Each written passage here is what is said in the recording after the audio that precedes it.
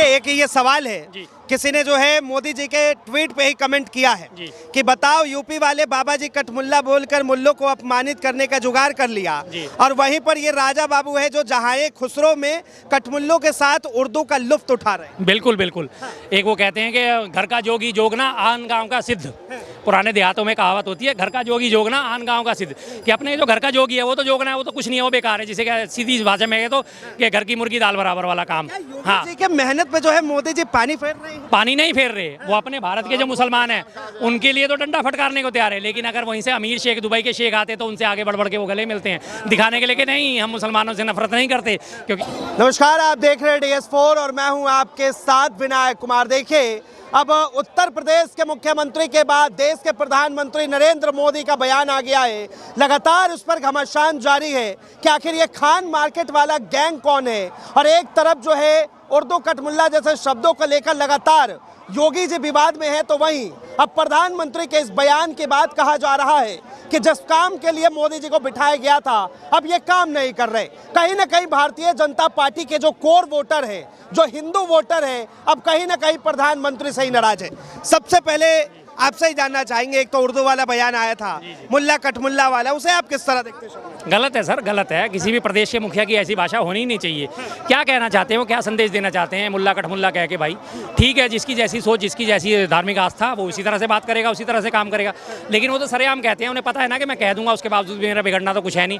Media ने मुझे गलत नहीं ठहराना, जो मेरे सपोर्टर जनता है उसने मुझे गलत नहीं ठहराना, तो इसलिए उनकी हिम्मत बढ़ती है ये सब कहने के लिए। और जो अगर हम सवाल उठाएंगे तो हमें ही देशद्रोही, धर्मद्रोही ठहरा दिया जाएगा। प्रधानमंत्री मोदी जी ने भी एक बयान दे दिया है, कह दिया ये खान मार्केट गैंग वाले हैं।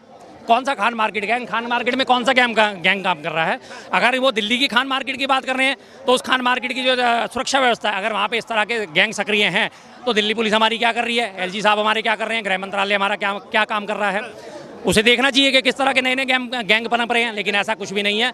खान मार्केट में खान मार्केट को ही बदनाम करा जाए। खान मार्केट का नाम किसके नाम पे रखा गया है? खान अब्दुल गफ्फार खान, जिन्हें सीमांत गांधी कहा जाता है, जो बलोचिस्तान अफगानिस्तान के जनक थे, जिन्होंने इंदिरा गांधी जी के साथ मिलकर अफगानिस्तान की उसके लिए फ्रीडम के लिए लड़ाई करी थी।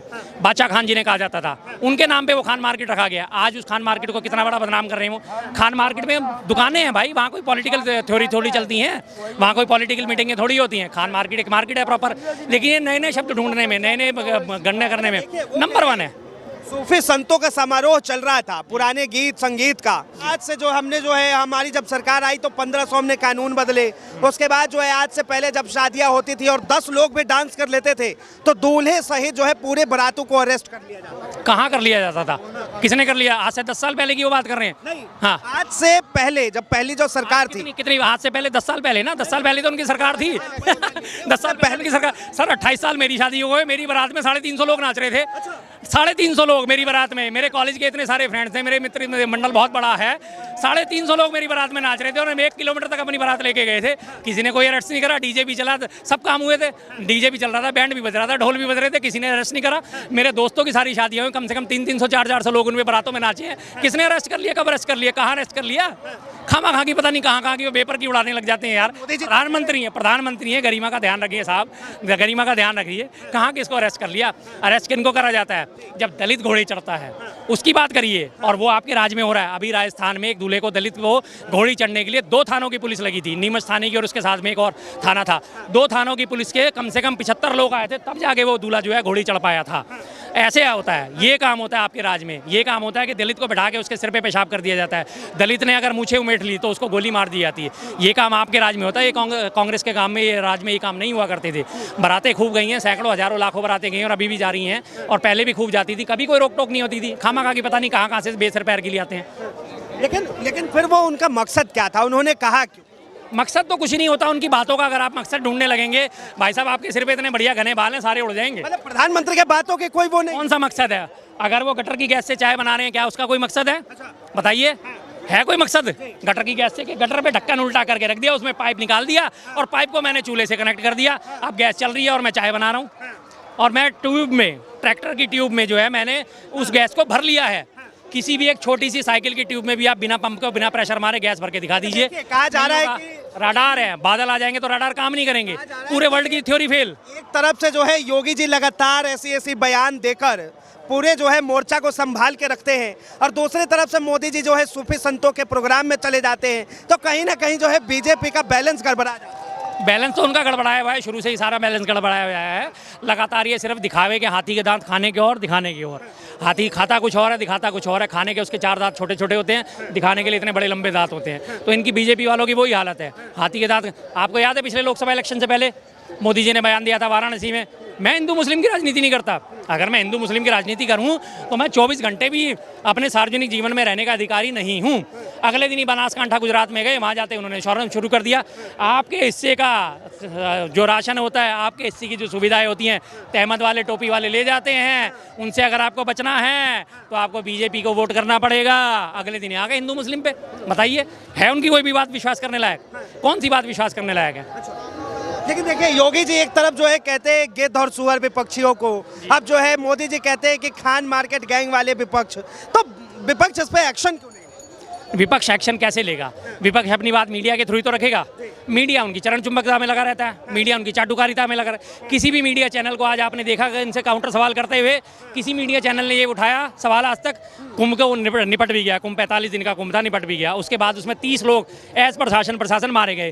क्या किसी मीडिया चैनल ने आज तक ये सवाल उठाया कि भाई वो 30 लोग जो मारे गए तो उनकी लिस्ट तो सार्वजनिक कर दो, कहाँ के रहने वाले थे, कौन लोग थे, उनके नाम क्या थे, उनके लिंग क्या थे, उनकी उम्र क्या थी? आज तक आई है आपके सामने लिस्ट? नहीं आई ना। तो मीडिया जब उनको कवर करने में लग जाएगा तो सवाल कौन उठाएगा? सवाल आप जैसे उठाते हैं, हम जैसे उठाते हैं। अब आपकी और हमारी आवाज़ भी बंद करने के लिए ब्रॉडकास्ट भी दोबारा से लेके आ रहे हैं। ब्रॉडकास्ट बिल आ जाएगा, उसके बाद आपके भी नकेल कस जाएगी, हमारे जैसों की भी नकेल कस जाएगी। अब देखिए, एक ये सवाल है, किसी ने जो है मोदी जी के ट्वीट पे ही कमेंट किया है कि बताओ, यूपी वाले बाबा जी कटमुल्ला बोलकर मुल्लों को अपमानित करने का जुगाड़ कर लिया, और वहीं पर ये राजा बाबू है जो जहां खुसरो में कटमुल्लों के साथ उर्दू का लुफ्त उठा रहे हैं। बिल्कुल बिल्कुल।